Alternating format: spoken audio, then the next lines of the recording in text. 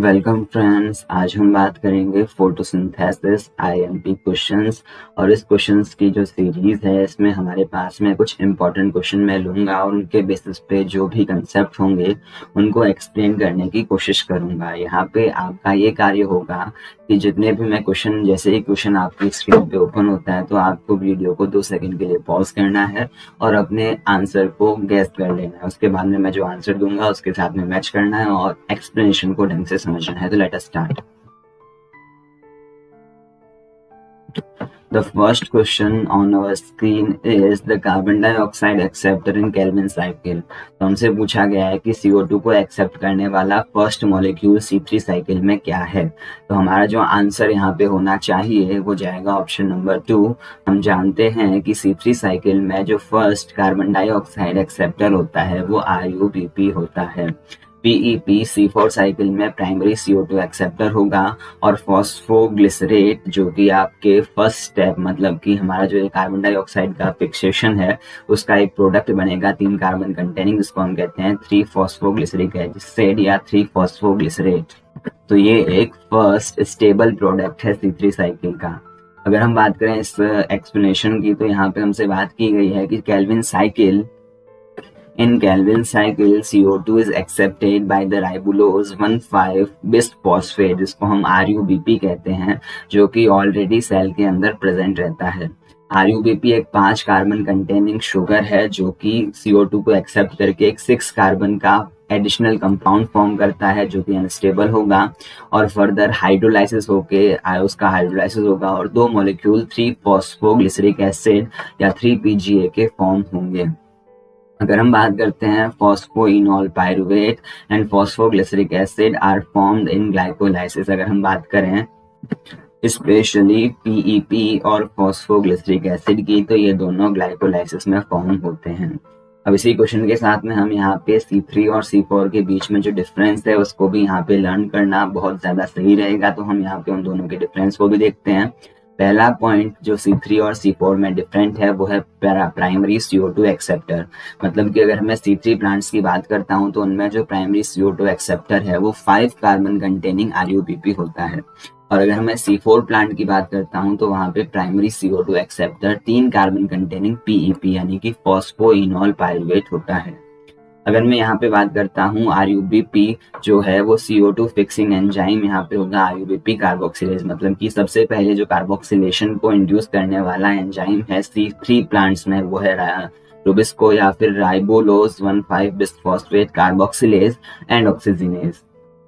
लेकिन अगर मैं C4 प्लांट्स में जो प्राइमरी CO2 फिक्सेशन है उसको इंड्यूस करने वाले एंजाइम की बात करता हूँ तो होता है पेप्केज या फॉस्फोइनॉल पायरुवेट कार्बोक्सिलेज।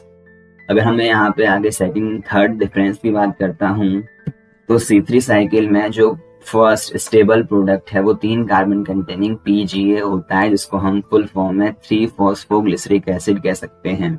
अगर हम बात करें C4 प्लांट्स में फर्स्ट स्टेबल प्रोडक्ट की तो वो है आपके 4 carbon containing oxalo acetic acid. अगर हम बात करें फोर्थ डिफरेंस की इन दोनों के बीच में तो यहाँ पे जो है CO2 fixation occurs only in mesophyll cells. लेकिन अगर हम बात करें और ओनली वंस होता है, मतलब CO2 फिक्सेशन कहाँ पे होगा, मेसोफिल सेल्स में होगा और ओनली एक बार होगा। लेकिन अगर हम बात करें C4 प्लांट्स की तो यहाँ पे CO2 फिक्सेशन ट्वाइस होगा। पहली बार आपके मेसोफिल में होगा जिसमें पेप्केज एज ए एंजाइम वर्क करेगा और दूसरी बार आपके बंडल शीथ सेल्स में होगा जहाँ पे rubisco as a enzyme work करेगा। इसलिए इनमें एक स्पेशल टाइप की एनाटॉमी देखने को मिलती है, इसको हम कहते हैं क्रान्स एनाटॉमी। क्वेश्चन नंबर 2 हमारी स्क्रीन पे है और ये हमसे पूछ रहा है कि the CO2 fixation during C4 pathway occurs in the chloroplast of. तो सिंपल सा क्वेश्चन है, हमसे डायरेक्टली ये बात पूछी गई है कि CO2 fixation from the environment किस पार्ट में होगा C4 प्लांट के। तो हम जानते हैं यहाँ पे जो आंसर जाएगा वो जाएगा option number C, that is mesophyll cells.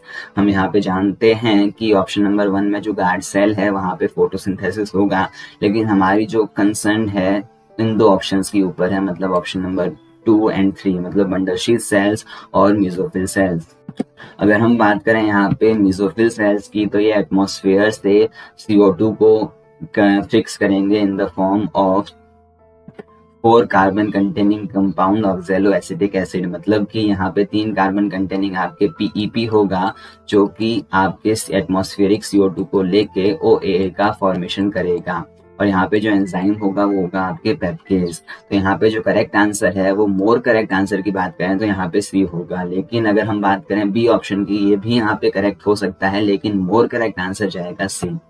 अगर हम एक्सप्लेनेशन की यहाँ पे बात करते हैं तो द C4 प्लांट्स है वह कैरेक्टरिस्टिक लीफ एनाटॉमी, जिसको हम कहते हैं क्रांज एनाटॉमी, जो कि C4 प्लांट का एक कैरेक्टरिस्टिक फीचर होता है। क्रांच एनाटॉमी में यहाँ पे 2 प्रकार के क्लोरोप्लास्ट प्रेजेंट रहते हैं। क्रांच एनाटॉमी में 2 टाइप के क्लोरोप्लास्ट होंगे, एक क्लोरोप्लास्ट होंगे आपके मेसोफिल सेल्स में और दूसरा क्लोरोप्लास्ट दूसरे टाइप का क्लोरोप्लास्ट होगा मंडल शीथ सेल में। मंडल शीथ सेल के जो क्लोरोप्लास्ट है वो एग्रेनल होते हैं, जबकि जो मेसोफिल सेल्स के क्लोरोप्लास्ट है वो ग्रेनल होते हैं।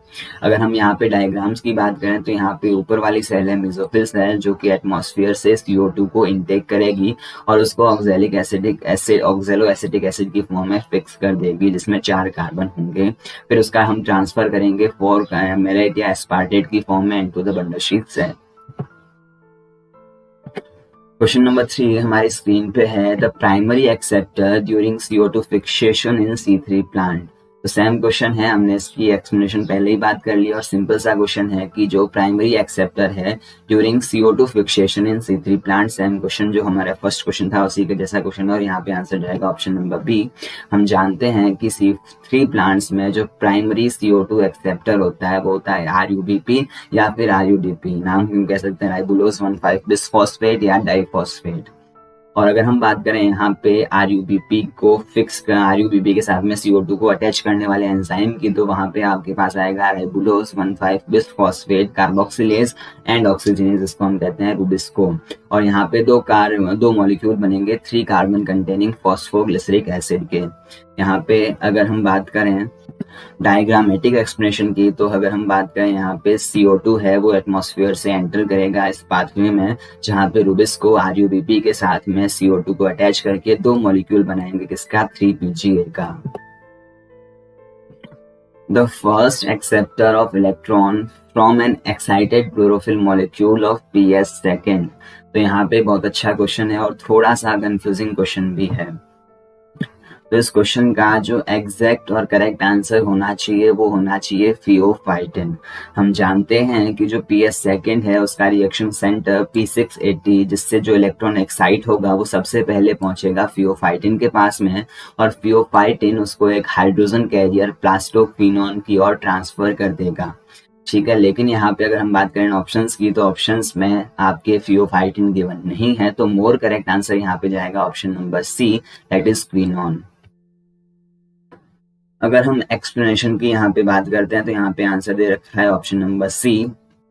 तो यहाँ पे अगर हम PS फर्स्ट की बात करते हैं, टाइप 1 फोटो सिस्टम की बात करते हैं, तो वहाँ पे जो फेरोडॉक्सिन है वो आपके टर्मिनल इलेक्ट्रॉन एक्सेप्टर की तरह काम करता है, और इसके बीच में मतलब अगर हम बात करें इन डिटेल तो हम कहेंगे कि PS फर्स्ट से इलेक्ट्रॉन जाएगा फेरस सल्फर प्रोटीन के पास में, और फेरस सल्फर प्रोटीन इस इलेक्ट्रॉन को फर्दर ट्रांसफर कर देगा फेरोडॉक्सिन की ओर। और अगर हम यहाँ पे बात करते हैं PS सेकेंड के केस में, तो यहाँ पे जो अल्टीमेटली जो इलेक्ट्रॉन है वो कहाँ पे पहुंचेगा, क्विनॉल के पास में, जो कि यहाँ का टर्मिनल इलेक्ट्रॉन एक्सेप्टर है।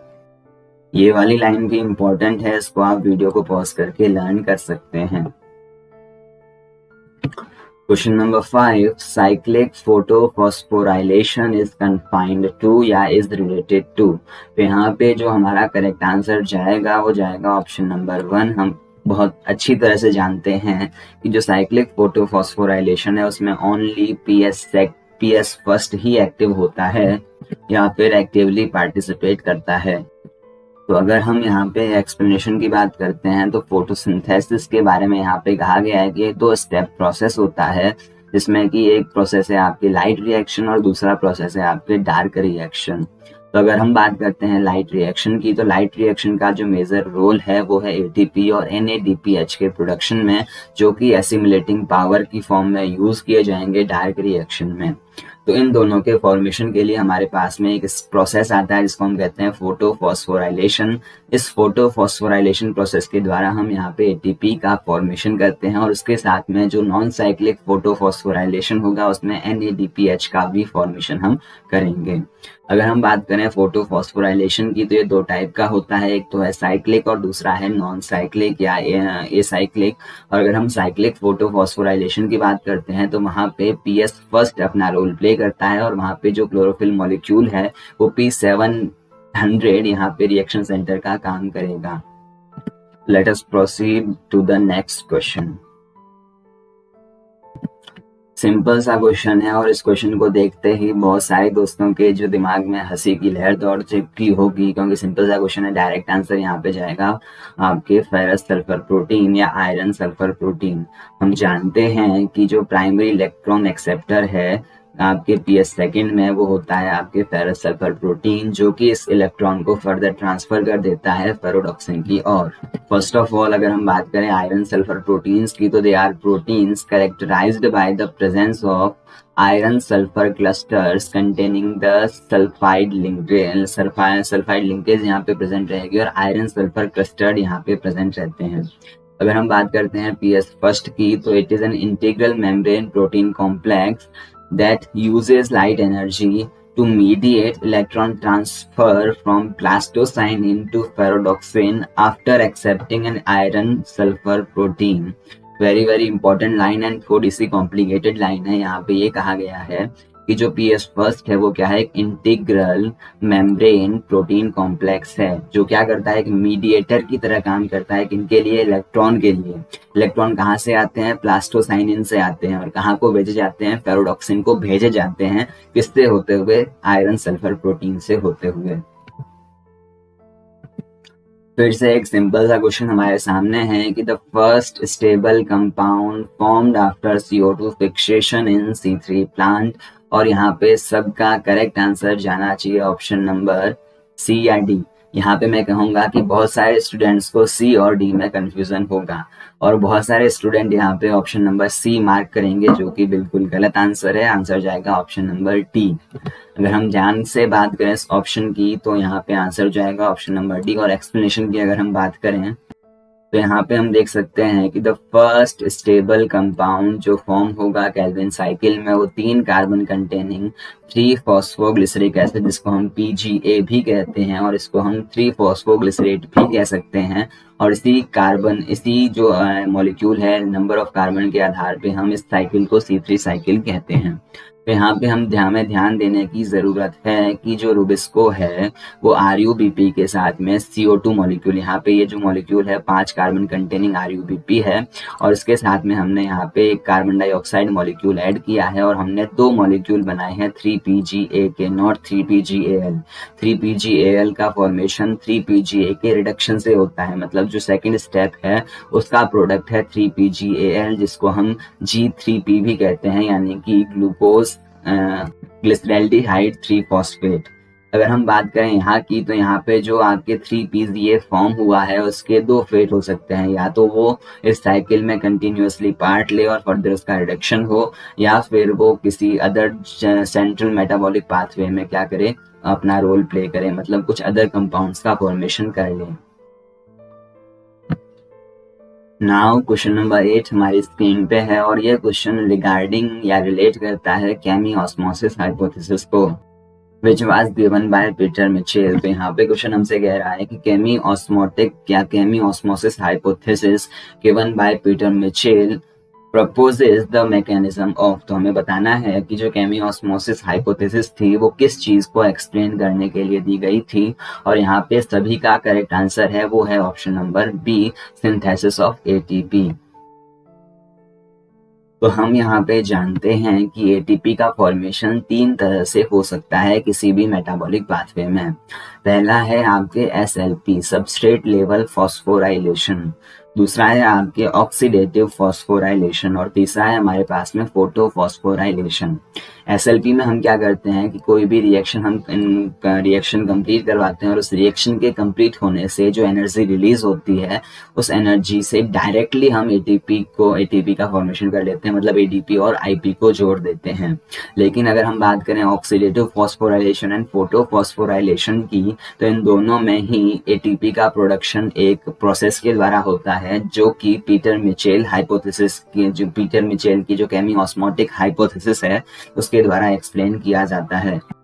तो यहाँ पे कहा गया है कि the chemiosmosis hypothesis suggest that action of ATP synthesis या action of ATP synthetase is coupled with that of proton gradient। यहाँ पे कहा गया है कि जो ATP सिंथेटेज है यानी कि आपके जो कॉम्प्लेक्स 5 है उसका जो वर्किंग है वो डिपेंड करता है, रिलेटेड है किसके साथ में, प्रोटॉन ग्रेडियंट के साथ में। It is the action of proton gradient that causes a proton motive force that allows the ATP synthesis to phosphorylate ADP and inorganic phosphate to produce ATP, leading to synthesis to ATP. Let us proceed to next question. Question number 9 हमारी screen पे है और हमसे पूछ रहा है कि during the photosynthesis which of the following act as a reservoir for the hydrogen ions. हमसे पूछा गया है कि निम्न में से कौन सा ऑप्शन, कौन सा स्ट्रक्चर हाइड्रोजन आयन के रिजर्वियर की तरह काम करता है। तो यहाँ पे जो करेक्ट आंसर जाएगा वो जाएगा ऑप्शन नंबर सी। हम जानते हैं कि ड्यूरिंग फोटोसिंथेसिस एटीपी का जो सिंथेसिस है वो केमी ऑस्मोसिस हाइपोथेसिस के बेसिस पे H+ ग्रेडियंट के द्वारा किया जाता है और वहां पे जो ग्रेडियंट है वो अक्रॉस द थाइलेकॉइड मेम्ब्रेन बनाई जाती है और उस दौरान हम थाइलेकॉइड की ल्यूमेन के अंदर H+ को एक्सिस में एकत्र करते हैं। तो अगर हम यहाँ पे एक्सप्लेनेशन की बात करते हैं तो यहाँ पे लिखा गया है कि the outer surface of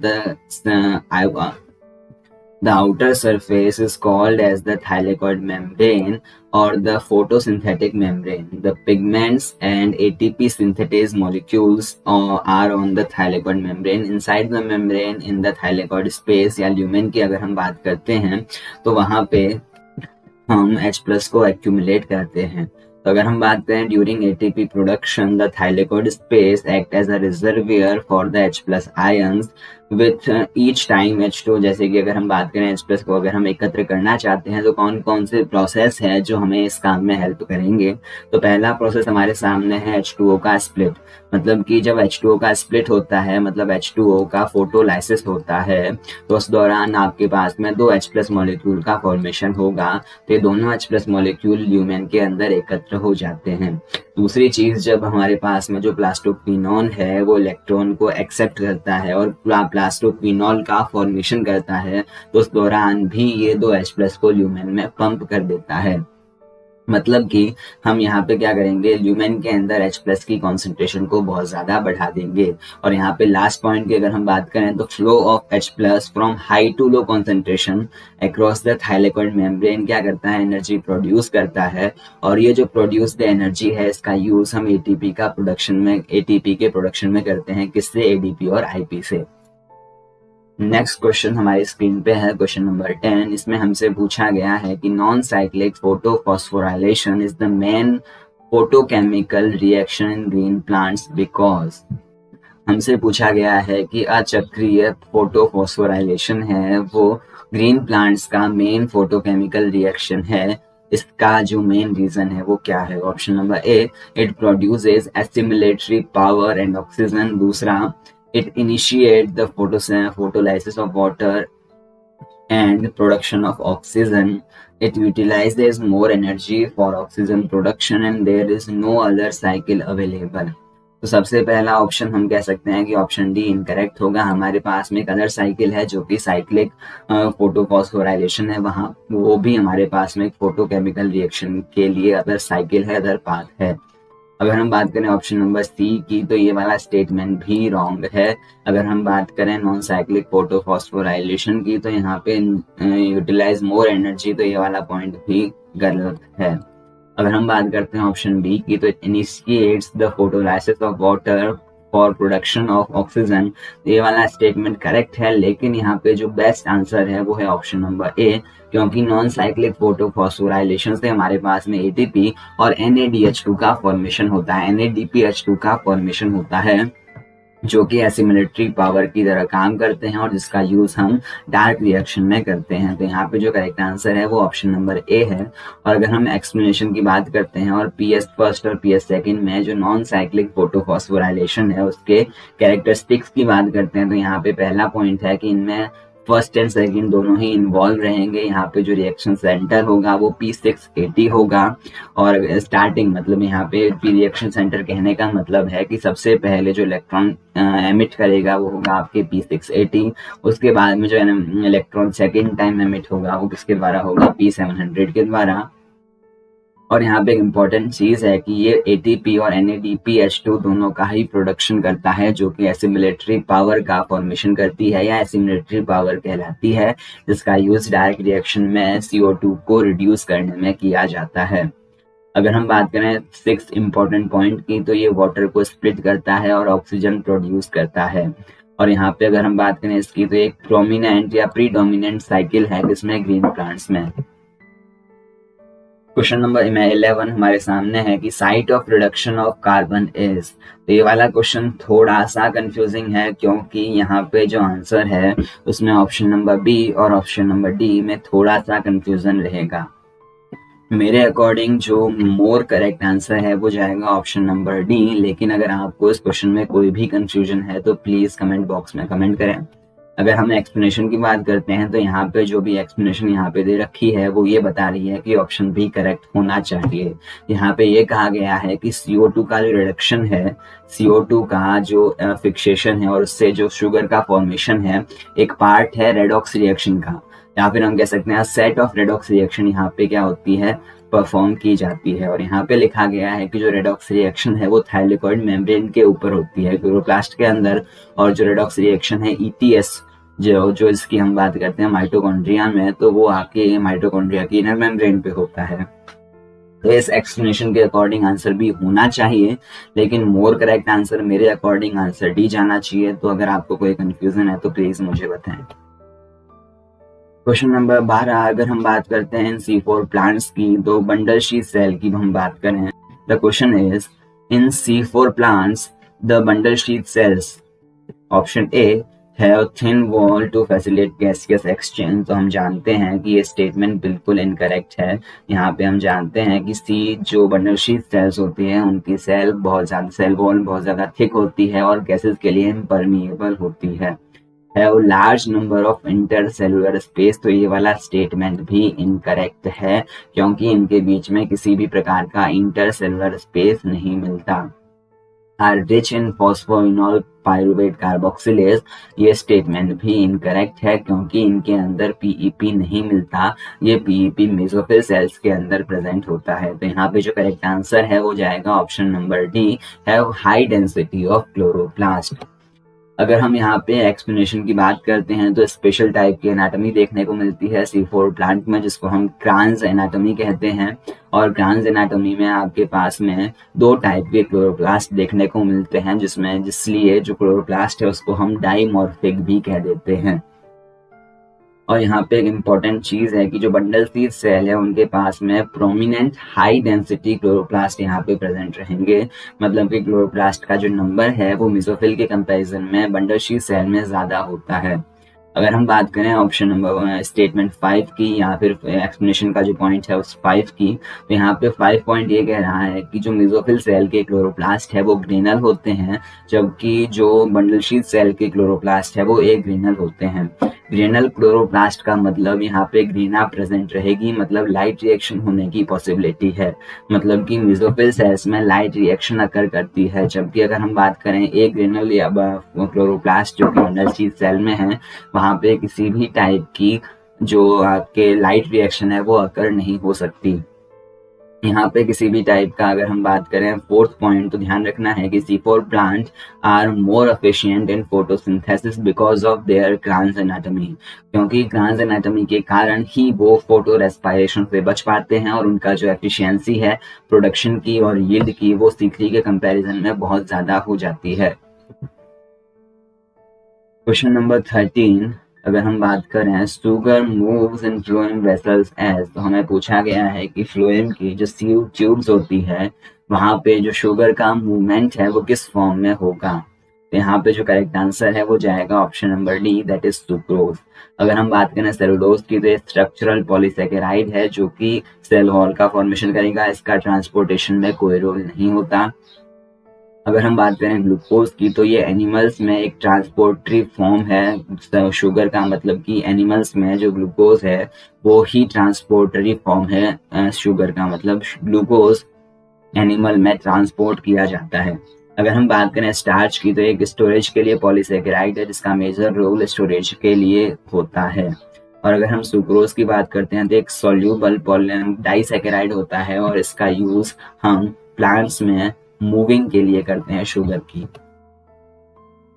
now अगर हम एक्सप्लेनेशन की बात करते हैं तो after sugars are produced in photosynthesis, these sugar must be transported to other parts of the plant for use in plant's metabolism। हम जानते हैं कि जो प्लांट्स है उनमें शुगर का फॉर्मेशन ओनली ग्रीन पार्ट्स में होता है, जैसे कि लीव्स हो गई और ग्रीन स्टेम हो गए, वहां पे ही फोटोसिंथेसिस अकर करता है।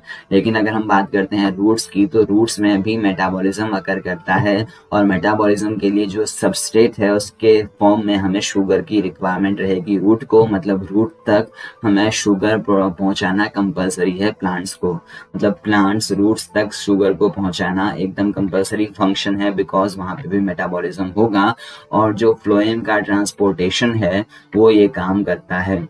और यहाँ पे इस प्रोसेस को एक्सप्लेन करने के लिए एक थ्योरी दी गई थी जिसको हम कहते हैं प्रेशर ग्रेडियंट थ्योरी, जिसको हम ट्रांसपोर्ट एंड प्लांट वाले चैप्टर में लर्न करते हैं। और यहाँ पे हमें ध्यान रखना है कि जो सुक्रोज है वो प्रोड्यूस किया जाता है आफ्टर द फोटोसिंथेसिस, मतलब ग्लूकोज बनाया जाता है और उसके बाद में उसको सुक्रोज में कन्वर्ट कर दिया जाता है। और यहाँ पे प्रेशर फ्लो थ्योरी के हिसाब से हम क्या करते हैं, सुक्रोज को ट्रांसपोर्ट करते हैं एक प्लांट पार्ट से दूसरे प्लांट पार्ट की ओर। और यहाँ पे एक और इम्पॉर्टेंट चीज है जो हमें ध्यान में रखनी है कि प्रेशर फ्लो हाइपोथेसिस में एक लाइन ये भी कही गई है कि यहाँ पे जो साइटोप्लाज्मिक स्ट्रीमिंग है किसकी, ट्यूब एलिमेंट्स की, वो भी ट्रांसपोर्टेशन में रोल प्ले करती है। और हम जानते हैं कि साइटोप्लाज्मिक स्ट्रीमिंग के लिए एटीपी की रिक्वायरमेंट रहेगी, मतलब कि जो यहाँ पे सुक्रोज का ट्रांसपोर्टेशन है वो एक एक्टिव प्रोसेस भी हो सकता है, कंसीडर किया जा सकता है। क्वेश्चन नंबर 14 हमारी स्क्रीन पे है, which one occur during both cyclic as well as non cyclic photophosphorylation. तो यहाँ पे जो करेक्ट आंसर जाएगा वो जाएगा option number A, cyclic photophosphorylation में एटीपी का प्रोडक्शन होगा और नॉन साइक्लिक में एटीपी और NADPH2 दोनों ही फॉर्म होंगे। तो यहाँ पे जो करेक्ट आंसर है वो जाएगा ऑप्शन नंबर फर्स्ट। अब इसी क्वेश्चन के बेसिस पे हम यहाँ पे लर्न कर सकते हैं difference between non cyclic and cyclic photophosphorylation.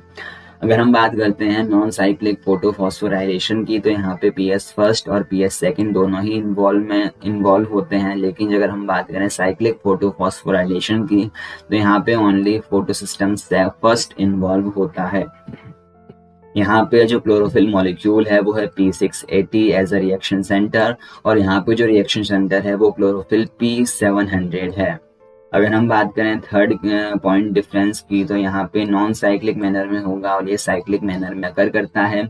इसमें जो फाइनल इलेक्ट्रॉन है वो NADP के द्वारा एक्सेप्ट किए जाते हैं, जबकि इसमें जो इलेक्ट्रॉन है घूम फिर के वापस जो रिएक्शन सेंटर है PS1 का वहीं पे लौट के आ जाता है। यहाँ पे जो ATP है और NADPH है दोनों का ही प्रोडक्शन होगा, जबकि जो साइक्लिक है वहां पे ओनली ATP प्रोड्यूस होगा। इसमें वाटर की स्प्लिटिंग होगी, फोटोलाइसिस होगा और इससे oxygen as a by product form होगी, जबकि यहाँ पे ना तो वाटर का फोटोलाइसिस होगा और ना ही ऑक्सीजन प्रोड्यूस होगी। अगर हम बात करें इस प्रोसेस की, तो जो साइक्लिक फोटोफॉस्फोराइलेशन है वो प्रीडोमिनेंट है बैक्टीरिया में और जो नॉन साइक्लिक फोटोफॉस्फोराइलेशन है वो प्रीडोमिनेंट है ग्रीन प्लांट्स में। Question number 15, which of the following connects the primary and the secondary processes of photosynthesis। तो यहाँ पे बहुत सारे स्टूडेंट्स को एक कंफ्यूजन रहेगा ऑप्शन नंबर 2 में और 4 में। यहाँ पे बहुत सारे स्टूडेंट आंसर मार्क करेंगे ऑप्शन नंबर 2 और कुछ मार्क करेंगे ऑप्शन नंबर 4। यहाँ पे आपको ध्यान देना है कि हम प्रोसेस की बात कर रहे हैं, हम फोटो सिस्टम की बात नहीं कर रहे हैं। अगर हमसे पूछा जाता कि पीएस फर्स्ट और पीएस सेकंड को कनेक्ट करने वाला मॉलिक्यूल क्या है, तो वहाँ पे आंसर जाएगा प्लास्टोसाइनिन, क्योंकि प्लास्टोसाइनिन पीएस फर्स्ट और पीएस सेकंड को आपस में जोड़ने का काम करता है। मतलब कि पीएस सेकंड से इलेक्ट्रॉन को पीएस फर्स्ट तक पहुंचाता है। लेकिन यहाँ पे पूछा गया है कि प्राइमरी एंड सेकेंडरी प्रोसेसेस, तो यहाँ पे जो प्रोसेस है उसका मीनिंग लाइट रिएक्शन और डार्क रिएक्शन से है। मतलब कि लाइट रिएक्शन और डार्क रिएक्शन को जोड़ने वाले कौन कौन, मतलब कौन से सब्सटेंस है जो कि लाइट रिएक्शन को डार्क रिएक्शन के साथ में जोड़ते हैं। तो हम जानते हैं कि लाइट रिएक्शन के दो प्रोडक्ट है एटीपी और NADPH। इसका यूज हम डार्क रिएक्शन में करते हैं। तो यहाँ पे जो करेक्ट आंसर है वो ऑप्शन नंबर बी होगा। और अगर हम एक्सप्लेनेशन की बात करते हैं तो यहाँ पे हमें पता होना चाहिए कि जो डायरेक्ट रिएक्शन है उसको हम सेकंड पार्ट ऑफ फोटोसिंथेसिस कह सकते हैं या सेकंड फेज कह सकते हैं फोटोसिंथेसिस की। This is because the reaction is in this, और यहाँ पे ये कहा गया है कि इस जो सेकंड पार्ट है या सेकंड फेज है उसको हमने डार्क रिएक्शन इसलिए कहा है क्योंकि इसकी जो रिएक्शंस है वो डायरेक्टली लाइट के ऊपर डिपेंडेंट नहीं होती। The second point is the dark reaction involve thermochemical reduction of carbon dioxide to form carbohydrates. तो यहाँ पे एक इम्पॉर्टेंट वर्ड जिसको हमें गौर करना चाहिए वो है थर्मोकेमिकल रिडक्शन। और एक इम्पॉर्टेंट चीज की जो डायरेक्ट रिएक्शन है उसका जो हाइपोथेसिस है वो किसके द्वारा दिया गया था, ब्लैकमैन साइंटिस्ट के द्वारा दिया गया था। और इन्हीं के नाम पे इस रिएक्शन को हम ब्लैकमैन्स रिएक्शन भी कहते हैं। और यहाँ पे एक इम्पॉर्टेंट चीज है कि जो आपके पास में प्राइमरी प्रोसेस है जिसको हम लाइट रिएक्शन कहते हैं वो आपके एसिमिलेटरी पावर मतलब एटीपी और NADPH का फॉर्मेशन करता है, जो कि क्या करता है, कार्बन डाइऑक्साइड को कार्बोहाइड्रेट में रिड्यूस करता है। क्वेश्चन नंबर 16 बहुत ही अच्छा क्वेश्चन है और यहाँ पे हमसे पूछा गया है हिल्स एक्सपेरिमेंट के बारे में। तो हम जानते हैं कि लाइट रिएक्शन को प्रपोज करने वाले, लाइट रिएक्शन का पूरा प्रोसेस समझाने वाले साइंटिस्ट थे रॉबिन हिल। और उन साइंटिस्ट के ऊपर मतलब उन साइंटिस्ट के कंट्रीब्यूशन के कारण इस रिएक्शन को हम हिल रिएक्शन भी कहते हैं। तो यहाँ पे हमसे पूछा गया है कि final electron acceptor in vivo used in hills experiment. तो यहाँ पे जो करेक्ट आंसर जाएगा वो जाएगा ऑप्शन नंबर सी। अगर हम बात करें final electron acceptor in non cyclic photophosphorylation which is predominant in plants higher plants में जो प्रीडोमिनेंट साइकिल है वो है नॉन साइक्लिक फोटोफॉस्फोराइलेशन, और वहां पे जो फाइनल इलेक्ट्रॉन एक्सेप्टर है वो है NADP+। ठीक है, तो यहाँ पे हम हल्का सा स्टडी करते हैं रॉबिन हिल के इस एक्सपेरिमेंट के बारे में। तो यहाँ पे उन्होंने क्या कहा, यहाँ पे एक इम्पॉर्टेंट चीज, पहले हम हिस्ट्री से स्टार्ट करते हैं कि Hill reaction of photosynthesis was discovered by Robin Hill in 1937।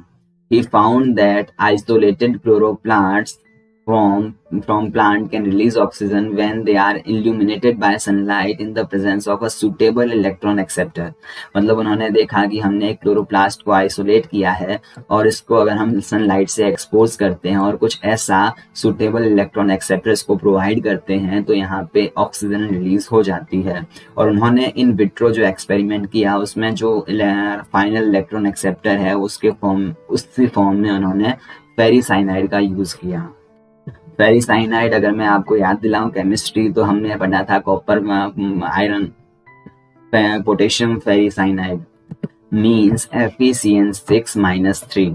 और यहाँ पे अगर हम बात करें हिल रिएक्शन इन वीवो की तो वहाँ पे जो फाइनल इलेक्ट्रॉन एक्सेप्टर होगा वो होगा NADP+।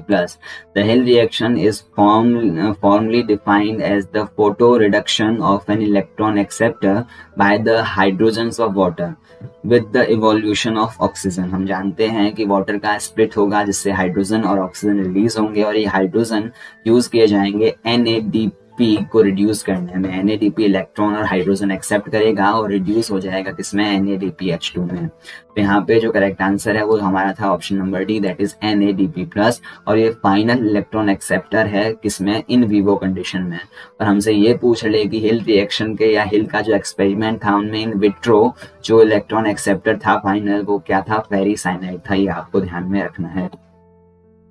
Question number 17, photo respiration in C3 plant starts from. तो वेरी वेरी इंपॉर्टेंट चीज है कि हम एक स्पेशल प्रोसेस है जो कि ओनली C3 प्लांट्स में अकर करता है, और इस प्रोसेस के द्वारा कारण ही C3 प्लांट का जो प्रोडक्शन है वो हाईली रिड्यूस हो जाता है। और हमसे पूछा गया है कि इस प्रोसेस का स्टार्टिंग पॉइंट कहाँ से होता है। तो हम जानते हैं कि जो RUBP है उसका एडिशन CO2 या फिर ऑक्सीजन के साथ में हो सकता है, और ये जो दोनों पॉसिबिलिटीज है वो डिपेंड करता है रिएक्टिविटी या एक्टिविटी ऑफ रुबिस्को। हम जानते हैं कि rubisco is an enzyme which can act carboxylase as well as oxygenase in special conditions. तो अगर हम बात करें कि जब रुबिस्को ऑक्सीजनेज की तरह कार्य करता है तो वो क्या करता है, RUBP के साथ में ऑक्सीजन को ऐड कर लेता है। मतलब जनरली ये क्या करता है, मोर जो एक्टिविटी है रुबिस्को की वो कार्बोक्सिलेज की तरह होती है, लेकिन कुछ स्पेशल कंडीशंस में ये RUBP के साथ में O2 को ऐड कर लेता है और एक मॉलिक्यूल PGA का और एक मॉलिक्यूल PG का फॉर्मेशन कर देता है। PG का मतलब यहाँ पे है फॉस्फोग्लाइकोलेट। तो हमें ध्यान रखना है कि जो C3 साइकिल है, C3 प्लांट्स में जो फोटो रेस्पायरेशन है उसका स्टार्टिंग पॉइंट फॉस्फोग्लाइकोलेट होता है। मतलब यहाँ पे जो करेक्ट आंसर है वो ऑप्शन नंबर बी होगा। और अगर हम बात करें फोटो रेस्पायरेशन की, तो photo respiration occurs when CO2 level inside the leaves become very low। मतलब कि अगर हम बात करें जनरल कंडीशन की, तो जनरल कंडीशन में आपके जो लीफ है, लीफ के अंदर CO2 और ऑक्सीजन का जो कॉन्सेंट्रेशन कुछ इस टाइप से होगा कि जो आपके रुबिस्को है वो कार्बोक्सिलेज की तरह काम करे। लेकिन एट द हॉट डेज, मतलब जब बाहर की और वातावरण बहुत ज्यादा गर्म हो, जैसे कि अगर हम मरुस्थल की बात करें तो वहां पे बहुत ज्यादा टेम्परेचर हाई होता है और हॉट ड्राई डेज होते हैं, तो उस दौरान जो प्लांट है उसको मजबूरन अपने जो क्लोरोप्लास्ट, अपने जो स्टोमेटा है उसको बंद करना पड़ता है। क्यों? क्योंकि एक्सेस ट्रांसपिरेशन ना हो पाए, क्योंकि वाटर की कमी रहती है और वाटर को सेव करने के लिए उन्हें स्टोमेटा को बंद करना पड़ता है। और स्टोमेटा अगर बंद हो गए तो CO2 लीफ के अंदर नहीं आ पाएगी, और इस कंडीशन में जो CO2 और ऑक्सीजन की जो कॉन्सेंट्रेशन है इस प्रकार से चेंज हो जाती है कि जो रुबिस्को है उसकी एक्टिविटी ऑक्सीजनेज की तरह हो जाती है और वो RUBP के साथ में ऑक्सीजन को जोड़ देता है। यहाँ पे एक इम्पॉर्टेंट चीज की जो नेट रिजल्ट है इस प्रोसेस का, वहां पे आपके पास में 1 मॉलिक्यूल ऑफ PGA बनेगा और एक फॉस्फोग्लाइकोलेट बनेगा जो कि एक टॉक्सिक सब्सटेंस होता है प्लांट के लिए। The final product of Calvin cycle before formation of sugar is. यहाँ पे इस क्वेश्चन में जो शुगर है उससे हमारा मतलब ग्लूकोज, सुक्रोज एंड स्टार्च से है। हम यहाँ पे किसी भी कार्बोहाइड्रेट की बात नहीं कर रहे, हम यहाँ पे शुगर वर्ड का यूज कर रहे हैं। तो यहाँ पे जो आंसर है ऑप्शन नंबर बी ना होके ऑप्शन डी होगा। मतलब बहुत सारे स्टूडेंट्स का यहाँ पे आंसर ऑप्शन नंबर बी आएगा, लेकिन करेक्ट आंसर यहाँ पे है ऑप्शन नंबर बी। यहाँ पे शुगर वर्ड यूज किया गया है, कार्बोहाइड्रेट नहीं यूज किया गया। शुगर वर्ड का मतलब वो कार्बोहाइड्रेट जो कि स्वीट इन टेस्ट हो। तो हम जानते हैं कि ग्लूकोज एक कार्बोहाइड्रेट है जो कि स्वीट इन टेस्ट होता है, और उसके फॉर्मेशन से पहले हम किसका फॉर्मेशन करते हैं, आपके ग्लिसरॉल्डिहाइड 3 फॉस्फेट, या जिसको हम कह सकते हैं G3P। तो करेक्ट आंसर है ऑप्शन नंबर डी। अगर हम एक्सप्लेनेशन की बात करते हैं तो the final product of Calvin cycle, the second metabolic cycle of the photosynthesis. Second metabolic cycle मतलब कि हम बात कर सकते हैं, यहाँ पे सेकंड वर्ड इसलिए यूज किया गया कि जो फर्स्ट मेटाबॉलिक साइकिल है वो है आपके लाइट रिएक्शन और सेकंड मेटाबॉलिक साइकिल है वो आपके डार्क रिएक्शन है, और उसका जो फाइनल प्रोडक्ट है C3 साइकिल में वो है आपके एक ग्लूकोज मॉलिक्यूल। और अगर हम बात करें ग्लूकोज मॉलिक्यूल के फॉर्मेशन से जस्ट पहले हमारे पास में बनेगा फॉस्फोग्लिसरॉल्डिहाइड, या फिर हम कह सकते हैं glyceraldehyde triphosphate, sorry glyceraldehyde 3 phosphate, try नहीं 3 फॉस्फेट। और जब बहुत सारे GP3 इकट्ठा हो जाएंगे सेल के अंदर तो उसके बाद में जो GP3 है, G3P है, या फिर हम कह सकते हैं PGAL है, उसको हम कन्वर्ट कर देंगे ग्लूकोज के अंदर। तो यहाँ पे हमारा जो क्वेश्चन था उसका जो करेक्ट आंसर है वो ऑप्शन नंबर डी जाएगा, G3P ना कि PGA। ये क्वेश्चन आप एक बार फिर से देख सकते हैं और अगर कोई भी डाउट हो तो कमेंट बॉक्स में कमेंट कर सकते हैं। फिर हम बात करते हैं क्वेश्चन नंबर 19 की, सेकंड लास्ट क्वेश्चन हमारे इस सेशन का। In which of the following structures do the light independent reaction take place. तो यहाँ पे हमें पता होना चाहिए कि लाइट इंडिपेंडेंट रिएक्शन यानी कि डार्क रिएक्शन की हम बात कर रहे हैं, और डार्क रिएक्शन कहाँ पे अकर करती है। तो हम जानते हैं कि स्ट्रोमा वो प्लेस है जहाँ पे डार्क रिएक्शन अकर करती है। तो करेक्ट आंसर यहाँ पे जाएगा ऑप्शन नंबर डी। अगर हम यहाँ पे एक्सप्लेनेशन की बात करते हैं तो फोटोसिंथेसिस की जो लाइट डिपेंडेंट रिएक्शन है, जिसको हम लाइट रिएक्शन भी कहते हैं, वो थाइलेकॉइड की मेम्ब्रेन पे अकर करती है, और जो आपके लाइट इंडिपेंडेंट रिएक्शन है वो आपके स्ट्रोमा के अंदर अकर करती है। लाइट इंडिपेंडेंट रिएक्शन मतलब आपके डायरेक्ट रिएक्शन, या जिसको हम कह सकते हैं CO2 रिडक्शन रिएक्शन, या CO2 का जो फिक्सेशन है, या फिर अगर हम डायरेक्टली कह सकते हैं C3 साइकिल है, तो वो कहाँ पे होगा, स्ट्रोमा के अंदर होगा। और यहाँ पे एक इम्पॉर्टेंट पॉइंट कहा गया है कि the thylakoid membrane contains some integral membrane protein complexes that catalyse the light reaction. तो यहाँ पे कुछ इंटीग्रल मेम्ब्रेन प्रोटीन कॉम्प्लेक्सेस होते हैं जो कि लाइट रिएक्शन को क्या करते हैं, कैटलाइज करते हैं। और यहाँ पे 4 मेजर प्रोटीन कॉम्प्लेक्सेस की बात की गई है। वहाँ पे पहला है आपके PS2, दूसरा है आपके पास में साइटोक्रोम B6F कॉम्प्लेक्स, और तीसरा है आपके PS1 और फोर्थ है ATP सिंथेस। यहाँ पे 4 मेजर कॉम्प्लेक्सेस की बात की गई है। पहला है PS2, दूसरा है आपके साइटोक्रोम B6F कॉम्प्लेक्स, तीसरा है PS1 और चौथा है आपके ATP synthase. These 4 complexes work together to ultimately create the products ATP and NADPH। और यहाँ पे अगर हम डायग्रामेटिकली बात करें तो यहाँ पे ये वाला जो स्ट्रक्चर है वो आपकी है ग्रेना, और ग्रेना का एक पार्ट कहलाता है थाइलेकॉइड, और थाइलेकॉइड के अंदर आपकी लाइट डिपेंडेंट रिएक्शन अकर करती है, और यहाँ पे लाइट इंडिपेंडेंट रिएक्शन अकर करेगी किसमें, स्ट्रोमा में, जिसको हम कह सकते हैं C3 साइकिल, और जिसका जो एंड प्रोडक्ट है वो क्या होती है, शुगर्स होती है। लास्ट क्वेश्चन इस सीरीज का या इस वीडियो का, तो वो है आपके पास में during photo respiration oxygen binds to. Simple सा क्वेश्चन है, हमसे पूछा गया है कि फोटो रेस्पायरेशन के दौरान ऑक्सीजन सबसे पहले किससे बाइंड करता है। तो हमारा जो आंसर जाएगा ऑप्शन नंबर बी जाएगा, मतलब RUBP। मतलब कि फोटो रेस्पायरेशन में जो RUBP है उसके साथ में ऑक्सीजन कंबाइन होता है, और 1 मॉलिक्यूल आपका बनता है 3PGA का, और दूसरा मॉलिक्यूल बनता है आपके PG मतलब फॉस्फोग्लाइकोलेट का। तो यहाँ पे करेक्ट आंसर है ऑप्शन नंबर बी। और अगर हम एक्सप्लेनेशन की बात करते हैं तो इन फोटो रेस्पायरेशन इसका एक अदर नाम है, that is oxidative photosynthetic carbon cycle. मतलब कि अगर हम फोटोसिंथेसिस की बात करते हैं तो एक रिडक्टिव साइकिल होता है, मतलब हम CO2 को रिड्यूस करते हैं कार्बोहाइड्रेट्स में। लेकिन जो आपके फोटो रेस्पायरेशन है इसके लिए एक स्पेशल नाम दे रखा है, वो है आपके ऑक्सीडेटिव फोटोसिंथेटिक कार्बन साइकिल है, जिसको हम कह सकते हैं C2 फोटोसिंथेसिस। और यहाँ पे एक इम्पॉर्टेंट और बहुत इंटरेस्टिंग लाइन है, ध्यान रखना कि जितने भी C3 प्लांट है उनमें C2 साइकिल अकर करता है। जितने भी C3 प्लांट है उनमें C2 साइकिल अकर करता है, और जितने भी C4 प्लांट है उनमें C2 साइकिल अकर नहीं करता, मतलब उनमें C2 साइकिल नहीं होता, फोटो रेस्पायरेशन नहीं होता है। ठीक है।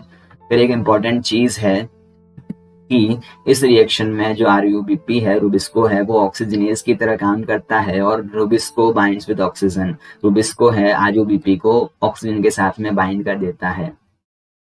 और यहाँ पे the majority of plants are C3 plant. यहाँ पे एक इम्पोर्टेंट पॉइंट यहाँ पे भी लिखा हुआ है कि जो मेजोरिटी ऑफ प्लांट है, प्लांट किंगडम में, वो कैसे है, C3 प्लांट है, which have no special feature to combat photo respiration. मतलब उनमें फोटो रेस्पायरेशन अकर करता है। मतलब कि हम कह सकते हैं फोटो रेस्पायरेशन प्लांट्स के लिए एक हार्मफुल प्रोसेस होता है। क्यों? क्योंकि इसमें किसी भी टाइप की एनर्जी यानी कि ATP का फॉर्मेशन नहीं होता, और जो CO2 प्लांट्स फिक्स करते हैं उसका कुछ पार्ट भी वापस बाहर निकल जाता है। तो मतलब ये एक हार्मफुल प्रोसेस है। तो आज के लिए इतना ही। Thanks for watching.